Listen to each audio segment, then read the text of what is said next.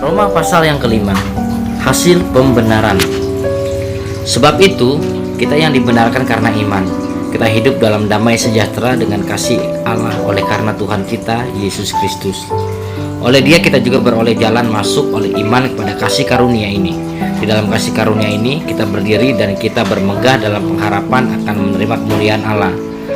Dan bukan hanya itu saja, kita malah bermegah juga dalam kesengsaraan kita, karena kita tahu bahwa kesengsaraan itu menimbulkan ketekunan, dan ketekunan menimbulkan tahan uji, dan tahan uji menimbulkan pengharapan, dan pengharapan tidak mengecewakan karena kasih Allah telah dicurahkan di dalam hati kita oleh Roh Kudus yang telah dikaruniakan kepada kita.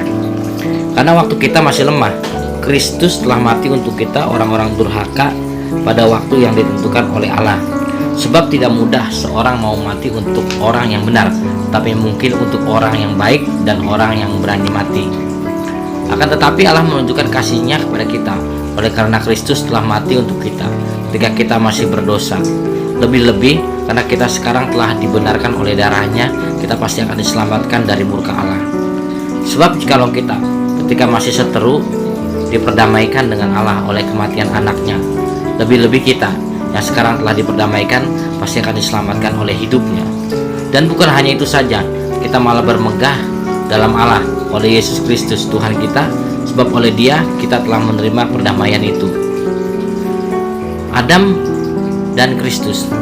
Sebab itu, sama seperti dosa telah masuk ke dalam dunia oleh satu orang, dan oleh dosa itu juga maut, juga demikianlah maut itu telah menjalar kepada semua orang, karena semua orang telah berbuat dosa.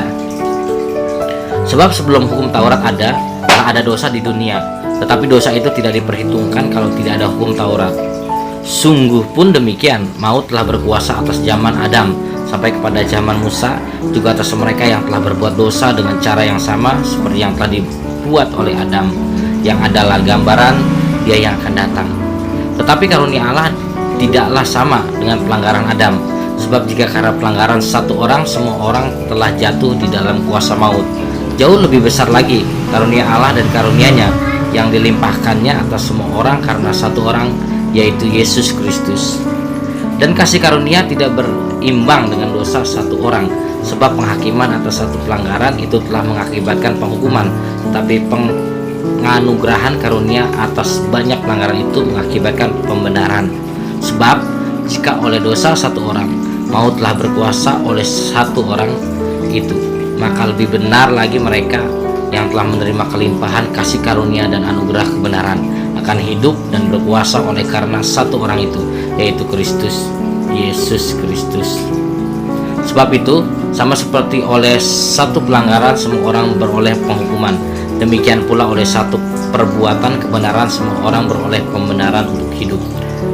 Jadi sama seperti oleh ketidaktaatan satu orang semua orang telah menjadi orang berdosa, demikian pula oleh ketaatan satu orang semua orang menjadi orang benar.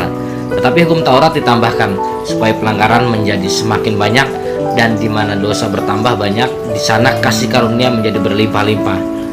Supaya sama seperti dosa berkuasa dalam alam maut, demikian kasih karunia akan berkuasa oleh kebenaran untuk hidup yang kekal oleh Yesus Kristus Tuhan kita. Amin.